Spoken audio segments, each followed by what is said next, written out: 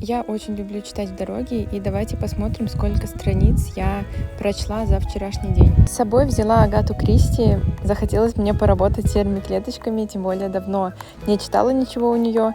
И за утреннюю дорогу до нужного места я читала около часа под стук дождя и прочла почти 70 страниц. Затем у меня был очень загруженный день, и только после вечерней прогулки на обратном пути я смогла вновь взять в руки книгу и за час обратной дороги прочла еще примерно 60 страниц. Книги Агаты читаются очень быстро и увлекательно, и в итоге за весь день, а если быть точнее, за 2 часа, я прочитала 130 страниц, и это почти половина книги.